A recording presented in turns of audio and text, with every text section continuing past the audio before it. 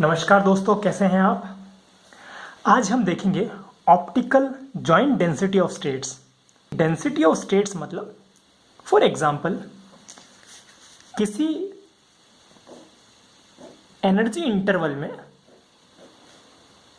Unit energy interval, मान लीजिए ये जो एनर्जी इंटरवल है वो है यूनिट एनर्जी इंटरवल। इसमें कितनी स्टेट्स हैं, ठीक है, उसे हम डेंसिटी ऑफ स्टेट्स कहते हैं। मतलब number of energy states in unit volume, unit energy interval, ठीक है। तो ये डेंसिटी ऑफ स्टेट्स के बारे में हमने बात की। जॉइंट डेंसिटी ऑफ स्टेट्स यहां लिखा है optical joint density of states, ठीक है। तो इसको हमारे लिए समझना बहुत ज़्यादा ज़रूरी है, क्योंकि हम जो इंटरेस्टेड हैं इमिशन की प्रोसेस में, हम इंटरेस्टेड हैं एब्जॉर्प्शन की प्रोसेस में, ठीक है। जो इमिशन होता है वो हमारी एलईडीज में होता है और जो एब्जॉर्प्शन होता है वो हमारे डिटेक्टर या सोलर सेल में होता है, ठीक है। तो जो जॉइंट डेंसिटी ऑफ स्टेट्स है वो हमें क्या बताता है कि कितना लाइट एब्जॉर्ब हुआ या कितना लाइट इमिट हुआ, ठीक है। तो optical joint density of states की हेल्प से हम ये पता कर सकते हैं कि कितना पावर इमिट हुआ है, कितना ऑप्टिकल पावर इमिट हुआ है, ये हम पता कर सकते हैं, ठीक है। तो चलिए इस कॉन्सेप्ट को हम थोड़ा समझने की कोशिश करते हैं। सबसे पहले मैं आपको कंडक्शन बैंड और वैलेंस बैंड, ठीक है, तो ये आपका ईके डायग्राम बना रहा हूं मैं। ये आपका के है मोमेंटम और ये है एनर्जी। ऊपर हो जाएगा आपका कंडक्शन बैंड और नीचे आपका हो गया वैलेंस बैंड, ठीक है। अब यहां पर हम ये कंसिडर कर रहे हैं कि यहां पर एक फोटोन आया, ठीक है, आ सकता है। आप रोक सकते हो क्या उसको, और आपके रोकने से रुकेगा भी नहीं, है ना। तो ये एक फोटोन आया, वो कह रहा है कि मैं तो आऊंगा, ठीक है ना।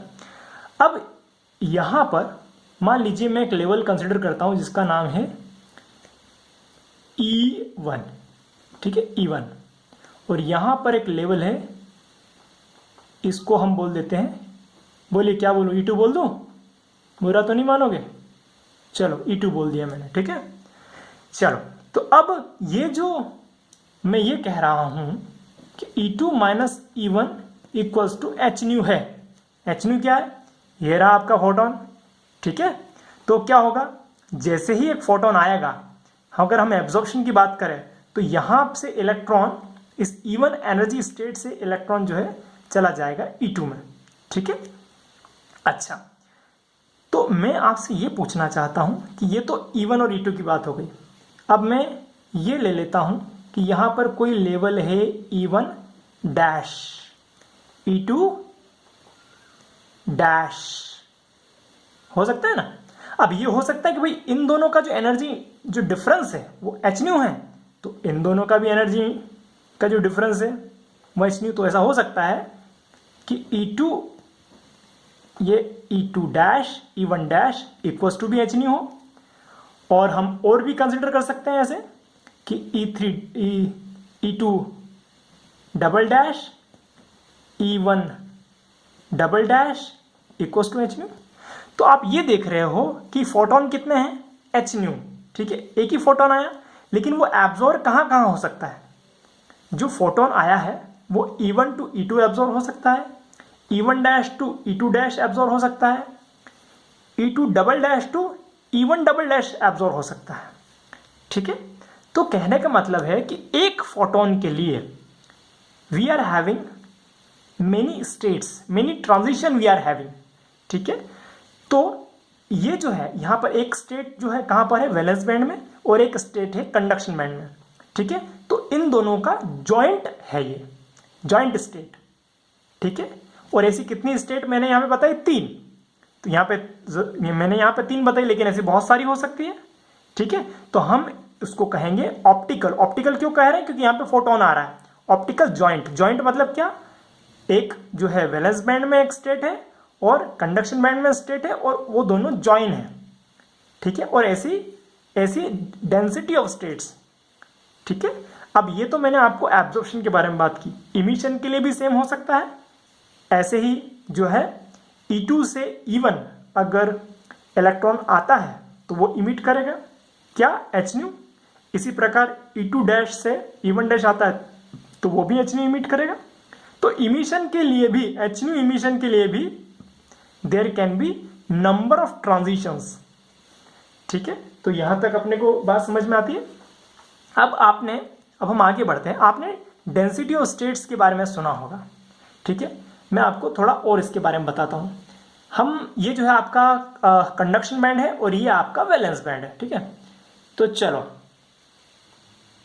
अगर हमें ये पता करना है कि कंसंट्रेशन कितना है, तो मैं ये बोल रहा हूं कि जो कंसंट्रेशन ऑफ इलेक्ट्रॉन है या डेंसिटी ऑफ इलेक्ट्रॉन है, कहां पर, अपने कंडक्शन बैंड में, वो कितनी है, तो वो निकल के आती है कंसंट्रेशन ऑफ इलेक्ट्रॉन।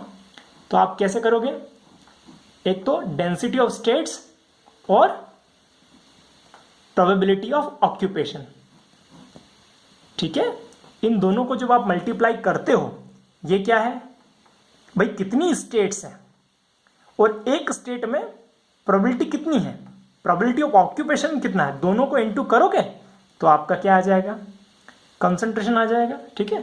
इस तरह से अगर आप वैलेंस बैंड में देखोगे, वैलेंस बैंड में क्या होगा, नंबर ऑफ होल्स, तो नंबर ऑफ होल्स का कंसंट्रेशन इंटीग्रेशन ऑफ, यहाँ पे मैं इसको रो सी लिख देता हूँ और मैं यहाँ इसको लिख देता हूँ रो वी, ठीक है। और यहाँ पर ये क्योंकि E माइनस एफ है, ठीक है, F is the function of E है, तो यहाँ पे मुझे लिखना होगा 1 minus F is the function of E, ठीक है, डी न्यू। तो ये क्या चीज है, ये कंसंट्रेशन ऑफ इलेक्ट्रॉन है और ये कंसंट्रेशन ऑफ होल है, ठीक है। ये तो हमको ऑलरेडी पता है, हमने पहले ही एक डेरिवेशन में इस चीज को देखा हुआ है। और यहां से आपको जो है optical joint density of states भी इसके थ्रू समझ में आ गया है। जो optical joint density of states है उसके लिए हम अब पूरे डेरिवेशन करते हैं, ठीक है। तो हम यहाँ कंसिडर करते हैं कि एक एनर्जी लेवल E1 है, यहाँ पर एनर्जी लेवल E2 है, ठीक है। E2 कंडक्शन बैंड में है और E1 वैलेंस बैंड में है। तो अगर मैं लिखूं E2 मैथमेटिकली E2, तो क्या आएगा E2, ठीक है। चलिए, अब इस तरह से E1 ये कंडक्शन बैंड के लिए है, ठीक है। अब वैलेंस बैंड के लिए E1 है तो क्या आ जाएगा, EV same H cross square K square 2mV, ठीक है। चलिए, अब इसको इक्वेशन 1 नाम दे दीजिए, इसको इक्वेशन 2 दे दीजिए। किसी को कोई समस्या तो नहीं, कोई शक शुबा शंका शिकवा या शिकायत तो नहीं है, कोई संकोच समस्या सवाल या संदेह तो नहीं है किसी को भी, वेरी गुड। चलिए, E2 माइनस E1। अगर आपको ये लग रहा है कि मैं थोड़ा धीरे पढ़ा रहा हूँ, तो यहाँ पे जो अपने YouTube महाराज हैं वो आपको एक ऑप्शन देते हैं कि आप स्पीड फास्ट कर सकते हो ताकि आपका टाइम बचे। अगर आपको स्पीड सही लग रही है तो बहुत अच्छी बात है, भगवान आपका भला करे। ये V है, ठीक है। इसमें मैं क्या कर रहा हूँ, E2 माइनस E1, ओके। तो सॉरी, मैंने यहाँ पे एक गलती की है, ये जो है ये माइनस आएगा, ठीक है। इसको मैं थोड़ा एक्सप्लेन कर देता हूँ किस तरह से। यहाँ पे देखिए, ये जो है ना, ये आपका वैलेंस बैंड का पीक पॉइंट है और ये जो कंडक्शन बैंड का सबसे लोअर पॉइंट है, ठीक है। तो ये E2 इक्वल्स टू, यहाँ पे EC है ये, और ये जो है आपका ये EC हो जाएगा, EC, और ये हो जाएगा EV, ठीक है। ये जो पॉइंट है ये EV है और ये जो पॉइंट है वो EC है और यहाँ पे E2 है, ठीक है। तो यहाँ पर जो आप E2 देख रहे हो तो E2 plus H cross square K square upon 2mc, ठीक है। और E1, तो E1 में ये V है यहाँ पर और उससे माइनस है E1, ठीक है। तो ये वाली टर्म इसमें से माइनस हो जाएगी। चलिए, तो अब हम इसमें से इसको माइनस करते हैं तो क्या हो जाएगा, देखिए ज़रा। अब इसमें से कॉमन लेने का कार्यक्रम आप कर लीजिए। मैं जानता हूँ आप बहुत होशियार हैं, तो ये कॉमन लेने तो आपके लिए आसान होगा, ठीक है। चलो, तो ये हमने कॉमन ले लिया। अच्छा, अब एक बात और बता दूं, बुरा तो नहीं मानोगे, सुनो। E2 माइनस E1, ठीक है, इसको मैं लिख देता हूं H न्यू। अरे H न्यू था ना, बोला था ना पहले ही, हाँ ये देखो, ठीक है। तो ये एच लिख दिया। अच्छा, अब एक और बात बोलता हूँ, ये है आपका EC, ये है आपका EV। तो आपको पता है ये कंडक्शन बैंड है, ये वैलेंस बैंड है, तो दोनों के बीच का जो डिफरेंस है इसको हम बोलेंगे बैंड गैप यानी EG। ठीक है ना, इजी, EG इज EG। ठीक है, चलो अब H cross square K square 2, ये जो है ये प्लस आएगा, हाँ, क्योंकि ये हमने क्या किया, माइनस किया ना, इसलिए ये प्लस आएगा। ओके, तो इसको मैं लिख सकता हूं MR। ठीक है, ये मैंने इसको कलेक्टिवली MR लिख दिया। ठीक है, ताकि हमको आगे कैलकुलेशन में सहूलियत होगी। चलो अब अगर मैं क्या करूं, H न्यू माइनस EG बराबर क्या हो जाएगा, H square K square 2MR। ठीक है, यहां तक तो किसी को कोई शक शुबा शंका शिकायत तो नहीं है, कोई प्रॉब्लम नहीं है। चलो वेरी गुड। अब देखो यहां पे अपन क्या करते हैं, K स्क्वायर का वैल्यू निकाल लेते हैं। ठीक है, कैसे निकालोगे, H न्यू EG। ठीक है, ये EG हो गया, बहुत ईजी है ये। ठीक है, चलो अब ये जो 2MR है इसको ऊपर और ये H क्रॉस जो है इसको नीचे, तो ये आ गया आपका K स्क्वायर का वैल्यू। ठीक है, K स्क्वायर का वैल्यू आ गया, कोई दिक्कत नहीं, कोई परेशानी नहीं। चलो अब एक काम करते हैं, अपन यहाँ पे आगे बढ़ते हैं। तो इसको आपने इक्वेशन 1 दिया, 2 दिया, इसको दे दो 3, दे सकते हो, है ना, ये दे दिया। चलिए अब अगर आगे बढ़ते हैं अपन, अब मुझे एक बात बताओ, मैं ये जो E2 है ना, इसका वैल्यू है, इसको फिर से मैं लिखता हूँ यहाँ पे, तो क्या हो जाएगा, E2 equals to EC plus H square 2MC, और ये जो K स्क्वायर है इसकी जगह मैं K का वैल्यू यहाँ पर रख देता हूँ। चलो रख देते हैं। ठीक है, तो कितना आ जाएगा K स्क्वायर का वैल्यू, 2MR H स्क्वायर। ठीक है, ये लिख दिया, और उसके साथ में ये आपने बड़ा ब्रैकेट आपको लगाना हो तो लगा दो, नहीं लगाना हो तो भी कोई बात नहीं है, H न्यू माइनस EG। ठीक है, तो यहां पे आपने क्या रखा, ये गलत कर रहा हूं क्या, अगर गलत करूं तो बोल देना। ठीक है, चलो पर समझना, हाँ ध्यान देना। ठीक है, नहीं तो आपके मोबाइल में से निकल के आपको डांटूंगा मैं। चलो ठीक है ना। अब देखो, अब यहां से जो कटता हो काट दो। ठीक है, ये इससे ये काट दिया, 2 से 2 काट दिया। ठीक है, तो हम तो ये जब चीज़ें कटती है तो बड़ा मज़ा आता है, क्योंकि टर्म्स छोटी छोटी हो जाती हैं, छोटी छोटी मगर मोटी इक्वेशन। ठीक है ना। चलो तो ये हो गया MR MC। ठीक है, H न्यू माइनस EG। ठीक है, चलो अब बुरा मत मानना, यहाँ पे इसको मैं इक्वेशन नंबर 4 दे देता हूँ। ठीक है, अब देखो एक आपको बहुत राज की बात मैं बताता हूँ, अपन इसका डिफरेंशिएशन कर देते हैं। बोले सर डिफरेंशिएशन आप क्यों कर रहे हो, अभी देखते जाओ तुम। ठीक है, EC। अब ये तो जैसे देखिए, इसका जब हम डिफरेंशिएशन करेंगे किसके, न्यू के रिस्पेक्ट में, तो जो भी कांस्टेंट है वो हट जाएंगे, तो EC क्या हो जाएगा, ये तो खत्म हो जाएगा 0। ठीक है, हाँ यहाँ पे सिर्फ आ जाएगा H, क्योंकि ये है ना, यहाँ पे डिफरेंशिएशन न्यू के रिस्पेक्ट में कर रहे हो आप। ठीक है, MR और ये MC। ठीक है, तो ये अपन ने DE2 D nu equals to H MR upon MC ये फाइंड कर लिया। इसको इक्वेशन दे दो आप 5, क्योंकि इस इक्वेशन की अपने को आगे जरूरत पड़ने वाली है। अब हमको क्या निकालना है, तो हमको optical joint density of states निकालना है। ठीक है, तो एक इक्वेशन जो एक रिलेशन है आपको याद रखना पड़ेगा, वो ये है। ठीक है, ये आपकी हो गई जॉइंट डेंसिटी ऑफ स्टेट्स, यानी density of states in conduction band. ठीक है, वो क्या होती है, वो आपको डायरेक्ट याद रखना है कि जो रिलेशन है ये क्या है आपका, ये density of states in conduction band. ठीक है, और ये क्या है, ये आपका जॉइंट डेंसिटी ऑफ स्टेट्स है, तो इनका ये रिलेशन होता है। ठीक है, तो अपने को ये वाली चीज़ फाइंड करना है, ये आपको एज इट इज़ याद रखना है। ओके, तो चलो अब ये जो चीज़ है, अब इन दोनों के वैल्यू हम पुट करेंगे क्योंकि हमको दोनों का वैल्यू पता है।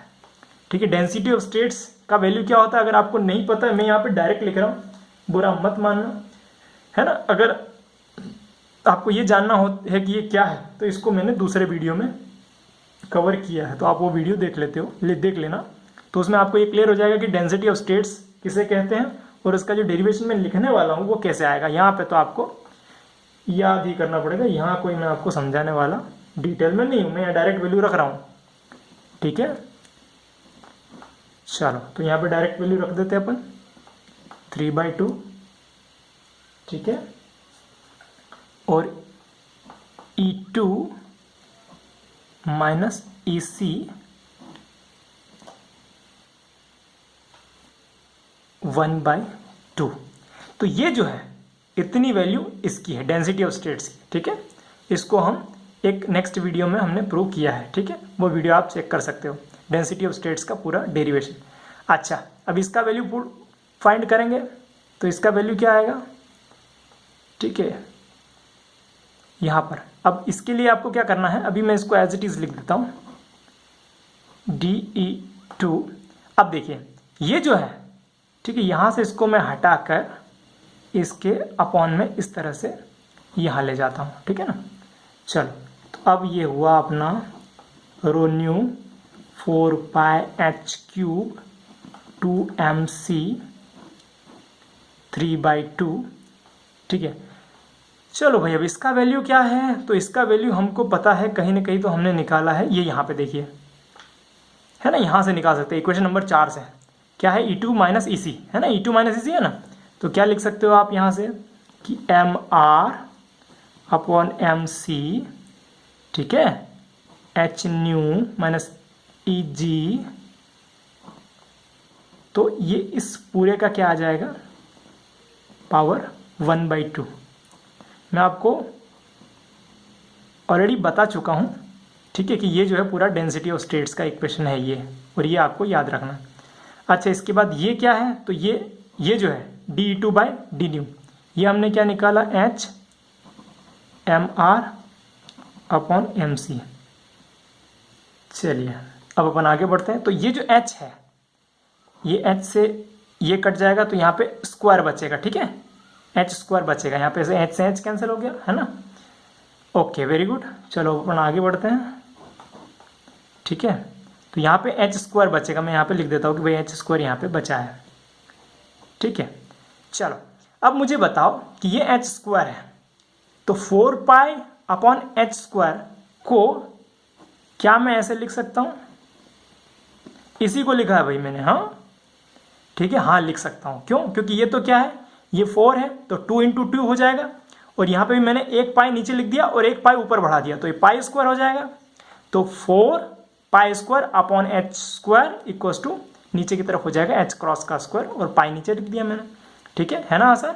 चलो तो इतना तो आपको समझ में आ गया। अब अपन आगे बढ़ते हैं। देखो अब देखो यहाँ पे ये जो है, ये पूरा इसका पावर कितना है, 1/2। इसका पावर कितना, मेरे को सिर्फ इसका पावर बताओ आप, 1/2, और यहाँ पे 1 है, तो दोनों मिलेंगे 1/2 और 1, तो कितना हो जाएगा 3/2। ठीक है, तो इसका MR का पावर कितना हो गया, 3/2। अब यहाँ देखो ये क्या है, MC, इसका पावर कितना है 1/2, और ये MC इसका पावर कितना 1, तो ये कितना हो जाएगा 3/2। तो ये जो दोनों हैं, इन दोनों का मिलके पावर हुआ है 3/2, तो इस 3/2 से ये कैंसिल हो सकता है। ठीक है, और ये तो किसी से कैंसिल नहीं होगा, तो ये वाला कैंसिल हो गया। ठीक है, मैं इसको डायरेक्ट कैंसिल कर दूं, समझ में आ जाएगा आपको। ठीक है, चलिए मैं डायरेक्ट कैंसिल कर देता हूँ, नहीं तो एक स्टेप और बढ़ा देता हूँ। चलो ना, तुम भी क्या याद रखोगे कि सर ने एक स्टेप बढ़ा दी हमारे खातिर, बाकी समझ में तो आ गया होगा आपको, बहुत होशियार लोग हो आप। ठीक है, तो अब मैं इसको अलग अलग कर लेता हूँ, MC, और इसको पूरे को मैं 3/2 का पावर दे देता हूँ, और ये कितना हो गया, H न्यू माइनस EG का स्क्वायर। ठीक है, चलो अब ये अपना आ गया डेंसिटी ऑफ स्टेट्स कितना आ गया, इसको ऐसे कैसे लिखो, πH²। ठीक है, चलो भैया, तो अब यहाँ पे देखो, ये देखो mc का पावर 3/2 है और यहाँ पे भी mc का पावर 3/2 नीचे, तो ये कट जाएगा, तो यहाँ क्या बचेगा 2mr, ये हो गया 3/2 h न्यू माइनस eg। तो ये जो आपका फॉर्मूला आता है ये होता है आपका जॉइंट डेंसिटी ऑफ स्टेट्स, ठीक है। और इसका क्या इंपॉर्टेंस है, क्या सिग्निफिकेंस है कि ये हमको ये बताता है कि कितना एब्जॉर्प्शन हो सकता है और कितना इमिशन होता है, ठीक है। कितना एब्जॉर्प्शन हो सकता है, कितना इमिशन हो सकता है, ठीक है। तो ये हमने यहाँ पर समझा optical joint density of states, ठीक है। तो ये वीडियो देखने के लिए आपका बहुत बहुत धन्यवाद। दूसरी बात, अगर आपको कुछ नहीं समझ में आया है तो नीचे कमेंट आप कर सकते हो, मुझसे पूछ सकते हो। और आपको ये वीडियो कैसा लगा इसके बारे में भी आप नीचे कमेंट कर सकते हो। और नीचे लिंक में इसके पूरे नोट्स जो है वो मैं नीचे डिस्क्रिप्शन में दे दूंगा, वहाँ से आप डाउनलोड भी कर सकते हो, ठीक है। तो ये वीडियो देखने